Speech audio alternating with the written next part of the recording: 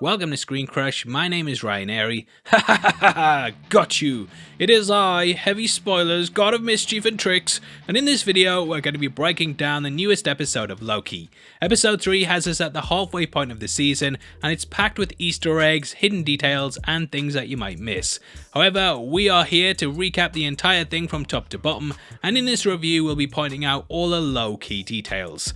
Now last week we came face to face with the mysterious hooded figure that had been terrorizing the TVA. Though this was simply thought to be Lady Loki, eagle-eyed viewers spotted some clues in the episode that showed she might be someone else.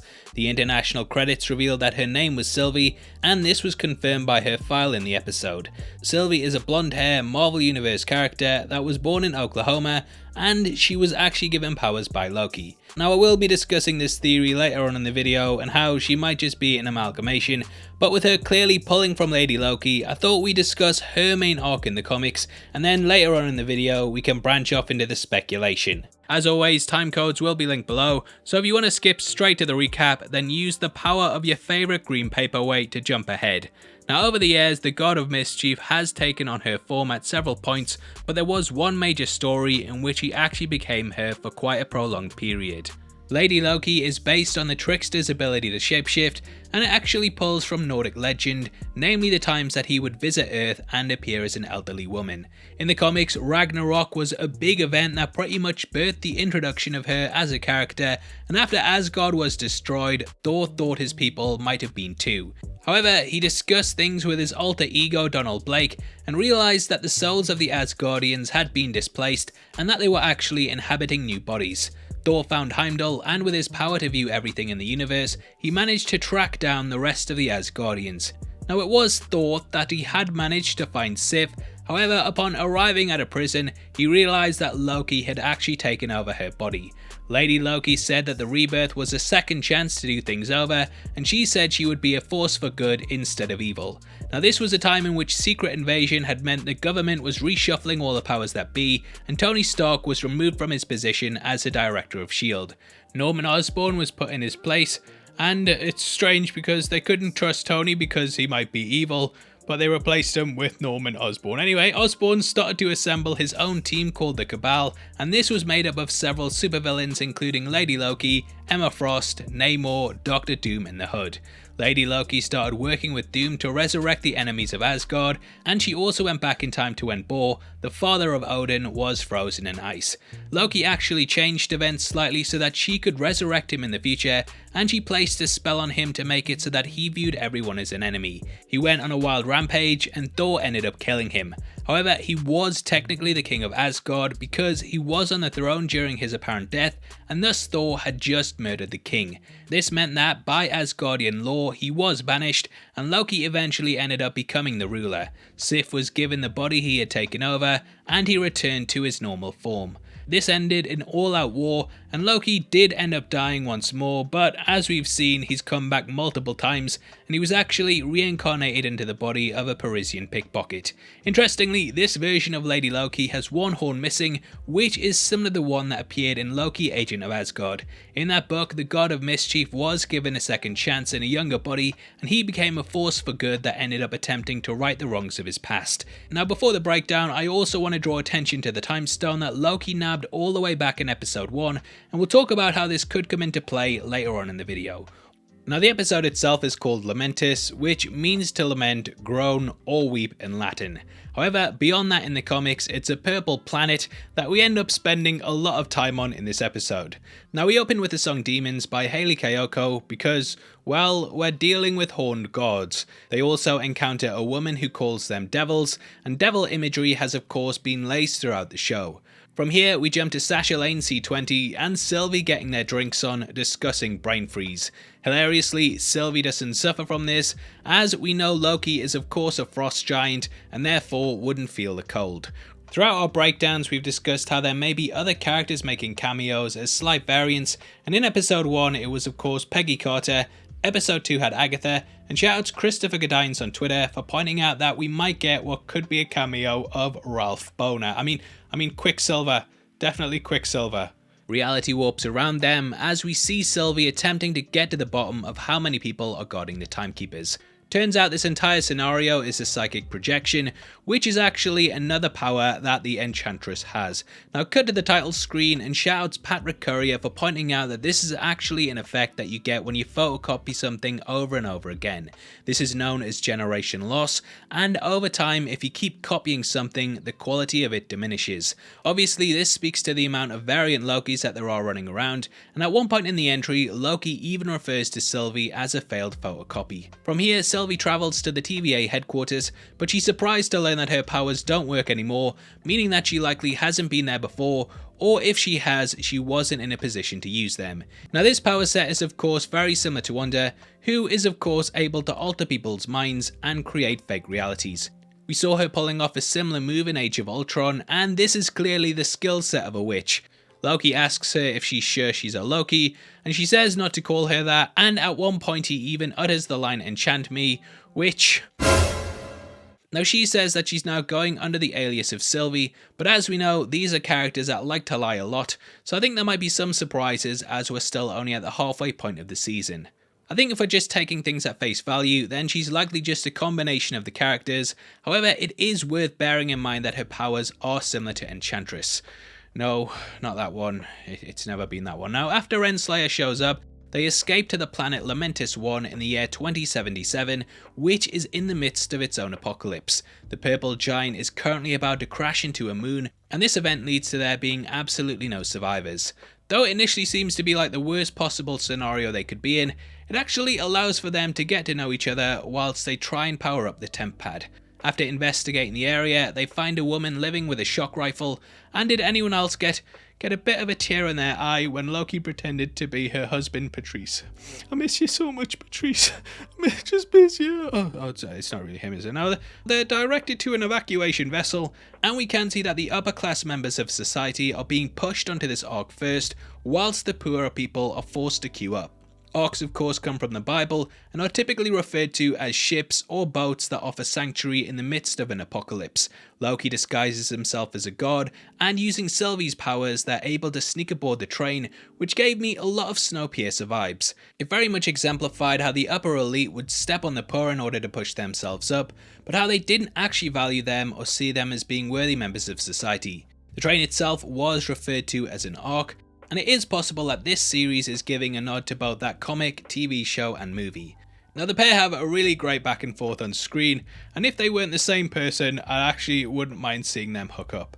Let's be honest though, if there's any person in the universe that would go out with himself, it would probably be Loki. Now he discusses his past, namely his mother, and also how he was adopted, which is of course a big catchphrase for the character that has appeared in several films including The Avengers, Thor Ragnarok, and also Infinity War. Loki talks about how his mother used to turn a flower into a frog, a magic trick that could be a nod to when Loki turned his brother into one in the comics. The pair sort of interview one another, which might sound like weird phrasing, but there's a reason why I've used it. Now before we get into the rest of the video, I just want to let you know I've done a big interview with Real Rejects discussing all the ins and outs of YouTube, what goes on behind the scenes, and the highs and lows of watching 25 hours of TV a day. It'll be linked in the description below, so definitely go and check it out after this. And also, I was on holiday in the lovely Yorkshire Dales for the week, but the internet was so crap I had to come back home to do this video, so I'd massively appreciate the thumbs up. With mediocre breakdowns comes great responsibility, and it would mean a lot to me as I do this full time and kind of rely on it as a job, so much appreciated all your support there. Cheers. Now back to the show, and Sylvie says she had a wildly different childhood to Loki, and says that she knew she was adopted, potentially because she was old enough to understand what was going on. If she is indeed a different character, it is possible that she was saved at a much later date, but either way, we can see how the pair have had wildly different lives.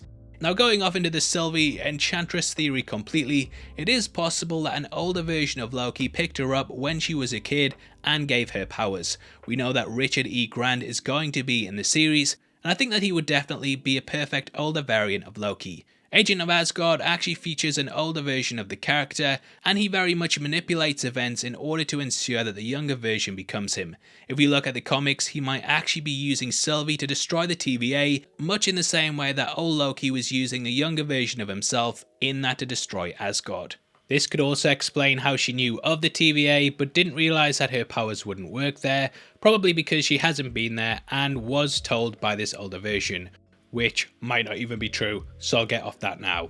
Now Sylvie says she maintained a relationship with a postman over the centuries, and this could be a nod to David, a postman in the Marvel universe that ended up becoming the leader of the Morlocks. The pair discuss whether love is hate and so on, but Loki eventually settles on the metaphor that love is an imaginary dagger.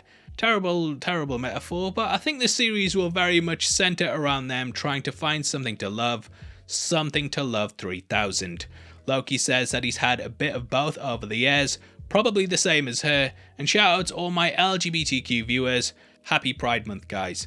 Now Loki sings his song and smashes a glass before saying another, which is something that his brother did in the first Thor movie. I also feel like he was singing this song to Sylvie to test if she was Asgardian, but I'm going to just get off the fan theory train right now as it's starting to derail the video. Bit of a train pun there. Now, it's not all fun and games, and eventually the train gods show up. The pair go toe to toe with them, and the god of mischief is thrown off the train, and he adopts somewhat of a similar pose to how he did in Thor Ragnarok after he ended up falling for 30 minutes.